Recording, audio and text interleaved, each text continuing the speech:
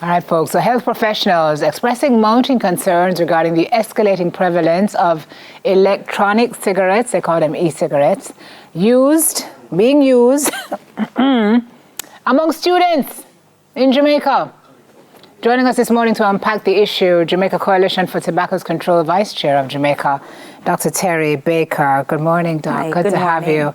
When we talk about e-cigs, are we talking about the vaping? Yes. Okay. Exactly that. Oh, we've been seeing a challenge for a long time. If you're speaking out now, it means it's getting worse. I would say there's an explosion of its use among our young persons in high schools, but also in the primary and prep schools. And it is unfortunate because e-cigarettes are touted by some persons as being safe. They're not cigarettes, so they're safe, but that is so far from the truth. And if our young persons are being targeted, and I don't use the word targeted lightly, but if our young persons are being targeted, if there's this increased use among our youth, it is often seen as a gateway or a doorway to using other substances or start to smoking what we know as the traditional cigarettes. You say targeted. In what ways? One of the things I saw here is that new products have child-friendly flavors. Yes. So for one, and I have taken an interest, I go into various establishments and you look where these devices are located. They're located near the cashier, they're at eye level, they come in so many different colors, they look attractive. And then you do have the flavors. You have cherry, blueberry, lemonade, you have bubblegum, cotton candy. I mean, so these are flavors that attract children. Yeah. And then you also have those that have alcohol, some very popular high-name brands. They are flavored. So I have personally stood in an establishment and seen two teenagers in front of me and they're ordering the various brands. And when I got up to the cashier, I said, how old are those kids? You know, so there are a number of stakeholders that are involved who are to blame. Exactly. I want to backtrack though. When you say explosion, what do you mean? So e-cigarettes are not new. E-cigarettes first came around in about 2003, and they first came out, really the designer of this e-cigarette designed it for current users of the traditional cigarettes to use it as a method to stop smoking. But when you have a whole set of persons or youngsters who have quick access to it, I mentioned the stores, online, and the nicotine that is in the solution, which many persons think, oh, it's not a cigarette, so it doesn't have nicotine. And nicotine is highly addictive, more addictive, many persons believe, than cocaine and heroin. So afterwards, you have this seeking behavior. So I have known of teenagers where parents have tried to stop them, and yet when they go back to their rooms, they're finding more and more of these devices. It has become too accessible, too available, or kids just don't recognize the dangers behind it. And as I said, the real addiction of nicotine. Let me tell you something, Doc. I've seen on the cigarette box horrific images of what it can do. Surgeon General's and warnings, but people still. Yes. Are there warnings on vape? So I so welcome that question. That's an excellent question because you rightly say we have been so focused on the cigarettes.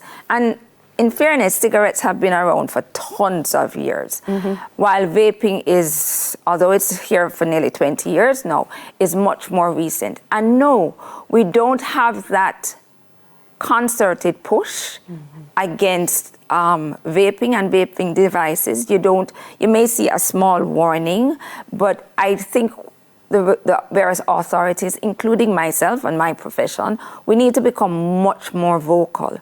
We need to have within the schools persons speaking about it. We need to get the kids themselves involved. Because, kids, I mean, here it is an adult talking, but we need to start the conversation, With and then exactly, and then have themselves do their research, do their skits, do their talking, and have the conversation with their peers. Yeah, I mean, Harris, I hear you in my head talking about campaigns and nationwide education awareness campaigns for behavior change, because I've read too many stories about children who are vaping at school. So they go in the bathroom and they vape at school. And I read here, the tobacco industry is doing exactly what it's supposed to do, right? It says it's strategically targeting youth to replace customers who quit or die. So half of the people who smoke tobacco will die from it and harms every part of our body. So they're looking to succession. Exactly. Which is really a terrible way to put it, but it's true. So we have to find a way now to push back on that. So we need some kind of national, I mean, I've heard the drug abuse folks speak about it and different organisms, but in silos. Yes. So how do we come together as a coalition to make a major push towards awareness? So I think we need to have various governmental agencies and non-governmental agencies and interest groups come together, because let's face it, we can't depend on government to do everything. They may start the lead, but we need various groups to come together. We need to have a concerted campaign, right? And we need to get our youth involved in that campaign as well. And have it rolled out in schools, have it rolled out in community groups, have it rolled out in churches. We need to also not just educate our youth, I would dare say we need to educate ourselves as adults, because many of us have this misconception, and our kids just don't know where to get it. Oh, my kids don't know how to get it. We don't know sometimes how they're accessing it. I wonder if parents are buying it too for the kids because they're not aware of the risks. I don't know if they're buying it, but that would be quite interesting. But children also follow what they see adults do. Right. So we can't ourselves be using vaping products, right? We can't be using cigarettes. And, you're smoking at one end of the mouth, but you're telling your child at the other end, don't purchase it, don't buy it. And, the devices, they don't look like cigarettes. No. Right? As I said, they come in these wonderful... It's fashionable. Yeah. It's fashionable. They even have devices that look like pens. Yes. Or look like jump drives. Some drives. So when the kids go to school, sometimes the teachers are not even aware that this is a vaping device that they have. Well, of time that it begs for a longer discussion, because it also speaks to the monitoring and policing of who sells. Yes. And accountability and for them. accountability for selling them to youngsters. Like, they should never be placed where children shop Exactly. or close to what Lock children them are away, buying. ask for ID. And if you buy it, if somebody buys it from you and you sell to an underage child, there should be a penalty. And there are online vendors as well. Oh my gosh. All right. More. Jesus. Longer discussion needed, but we have to go.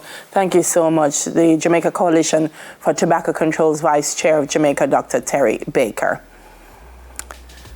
Coming up next, how is the Mountain Quest empowering our youth through nature?